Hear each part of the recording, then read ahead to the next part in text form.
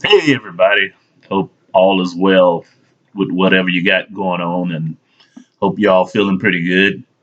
I decided to make this particular video because I was perusing a little bit through the Bible, and I found a couple of interesting tidbits. I wouldn't say that they were contradictory, but I'd say that they somewhat contrast with one another. But Anyway, check this out. I'm going to read a verse from the book of John, chapter 4, verse 24. And it says, God is a spirit. God is a spirit, a spiritual being. And those who worship him must worship him in spirit and in truth. And in parentheses, it has the word reality. Worship him in reality. How about that? I guess that would be a topic for another video, worshiping God in reality. However, that was from the book of John. And here's where it gets very, very interesting. So, right now, I'm going to turn to the book of Exodus. And first and foremost, actually, I'm going to read two verses from the book of Exodus. Exodus. And it's Exodus chapter 24, verse 10 and 11. Now, check this out.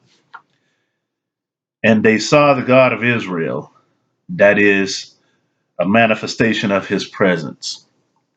And under his feet, it was like pavement of bright sapphire stone, sapphire being a very, very brilliant blue color.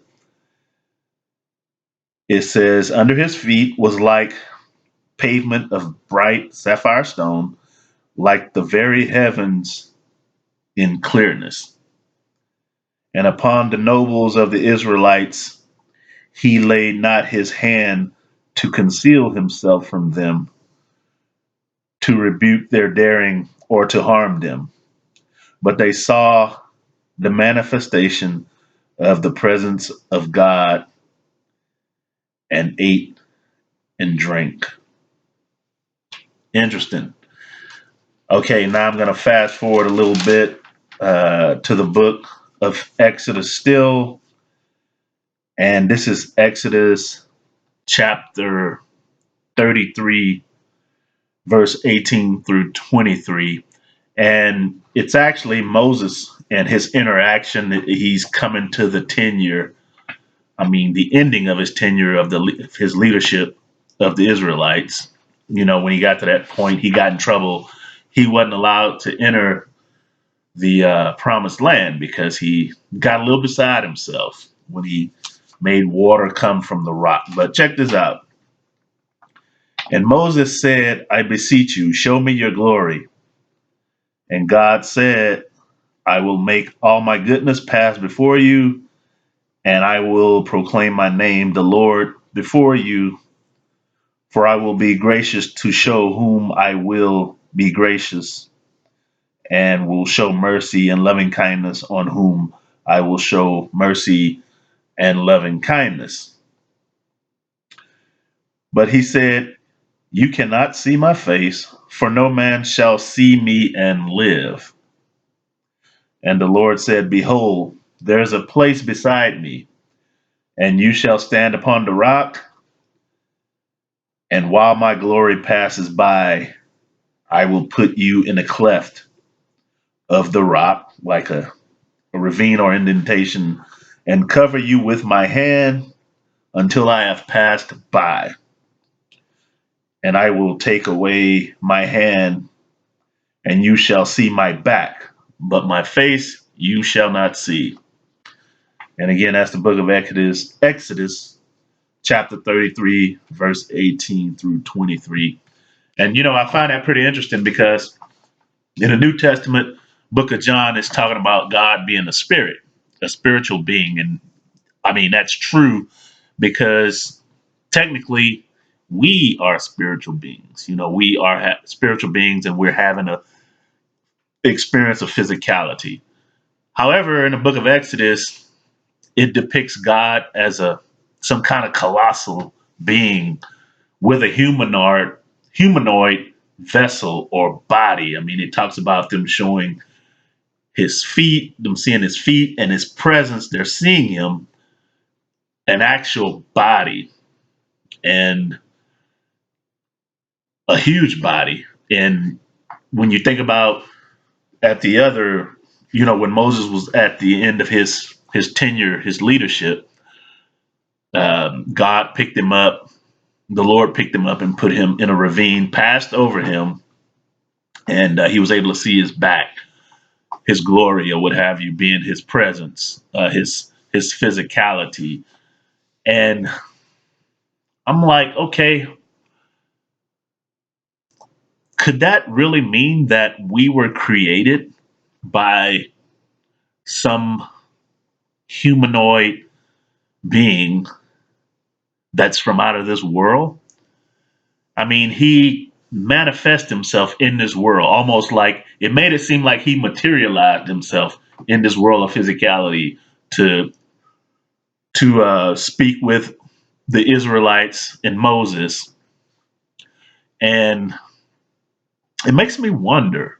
I mean, I know there's a lot of theories out there about aliens and UFOs and whatnot, but if you read that, I mean, I consider myself somebody that's got pretty good reading comprehension skills, and that actually reads like a being from out of this world who is our creator, but also he has a finite presence.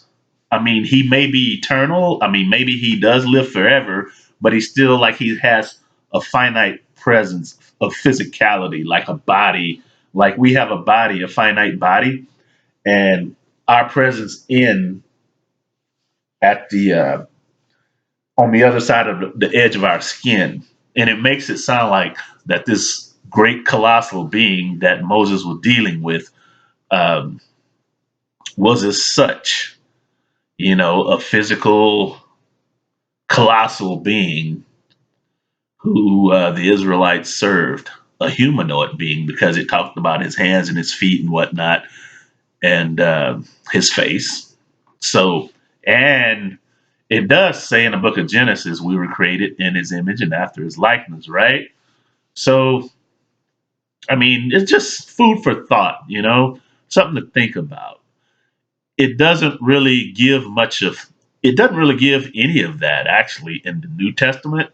Like I said, it said God is a spirit, and those who worship him, which means to work for him or to serve him, must do so in truth, spirit, reality. And again, we'll talk about that at another time, but it's pretty interesting.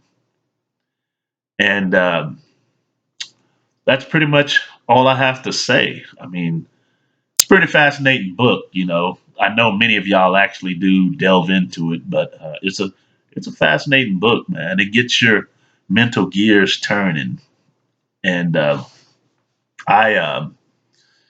I recommend you read it.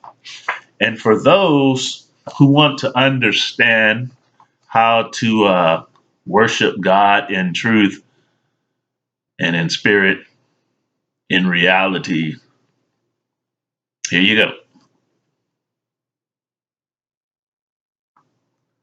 The Power of Spiritology, book by Dario Thomas, on sale at Amazon.com.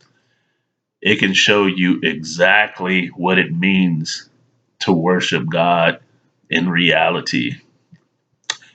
Anyway, subscribe to the Spiritology Television Network. And that's pretty much all she wrote for this time around. And God bless.